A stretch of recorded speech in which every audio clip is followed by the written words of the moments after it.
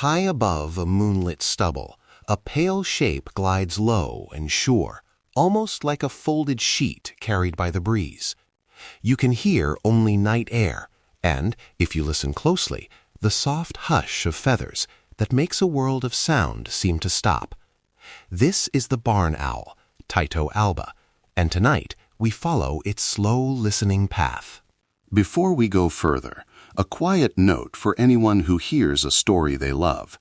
If you suspect a nest or find a resting bird, please observe from a distance and do not approach. Contact local wildlife groups for guidance instead. Close approaches can stress birds and harm their chances of survival. Now, the barn owl lives across much of the world, from open farmland and marsh edges to hedgerows and abandoned barns. It prefers open ground, meadows, pasture, and rough fields, where tiny mammals move under the cover of night. Imagine warm hay-scented buildings and old trees with cavities deep and dim. These are the places barn owls call home. Life for a barn owl begins in shadowed hollows. Nest sites are often cavities, hollow trees, crevices and cliffs, or the lofts of barns where light barely reaches. A typical clutch can vary, but many females lay several eggs in a single season, and the handful of eggs are tended quietly. Parents share duties in their own rhythm. One watches the nest while the other hunts, returning at night with small offerings.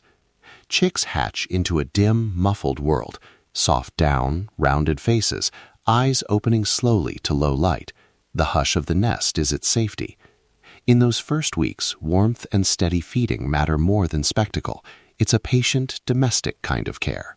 Growing up for young barn owls is a quiet schooling. Juveniles learn to balance, to fold wings, and to read the night by small sounds, a rustle, a footfall, a breath. Their early risks are the weather, the loss of safe nesting spots, and the slow shrinking of hunting grounds when fields get cleared or when hedgerows disappear. These are not dramatic details meant to stir fear. They are simple facts that shape survival. The resilience you see is subtle. A family moving to a new cavity. Parents shifting hunting times after a storm. Young birds waiting out a cold spell. It's steady, sometimes fragile, but not violent. We describe it with care because the truth deserves respect. By adulthood, the barn owl becomes a master of listening. Its round facial disc is not decoration. It funnels sound to asymmetric ears, giving the bird an ability to judge direction and distance as if by touch. Feathers evolved for silence allow it to slip toward prey without announcing itself. When I say hunt by sound, I mean the owl can detect and pinpoint a mouse moving in grass, even beneath shallow vegetation, using tiny echoes and timing differences in the sounds that reach each ear.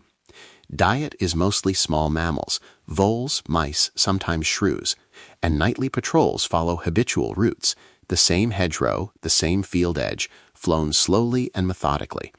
There's a kind of craftsmanship to it, a practiced patience. Courtship and pair bonds in barn owls are quietly expressive.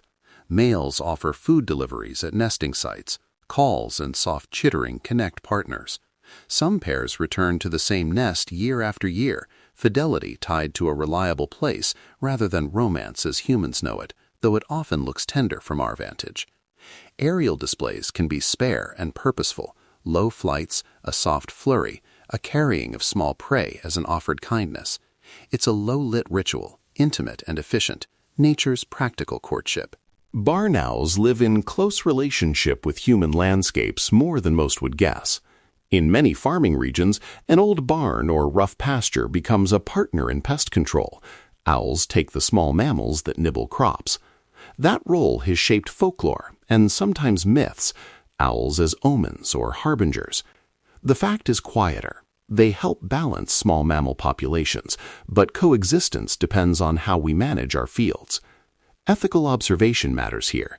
Avoid shining lights into nests, don't enter roost sites, and resist the urge to handle young birds.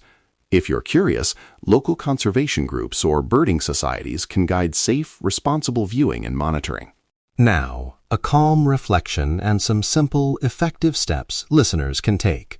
Please remember again, do not approach nests, observe from a distance, and contact local wildlife groups if you find a nest or an injured bird.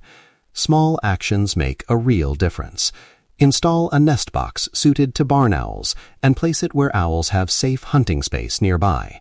Reduce or eliminate rodenticide use. Poisons often move up the food chain and harm owls. Instead, try integrated pest management, habitat improvements that favor natural predators, and careful storage practices for grain and feed. Join or support local monitoring programs. Citizen records help scientists track population changes. These are practical, non-dramatic ways to be a careful neighbor to the owl.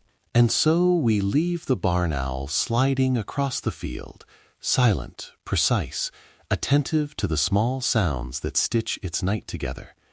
If tonight's story gave you a new sense of quiet wonder, then share it gently. Tell a friend, support a local conservation group, or consider a nest box where appropriate. Subscribe to Avian Tranquility to keep finding these slow, thoughtful stories. In that moment, we see nature's quiet wisdom and perhaps a little more patience in our own lives. Thank you for listening.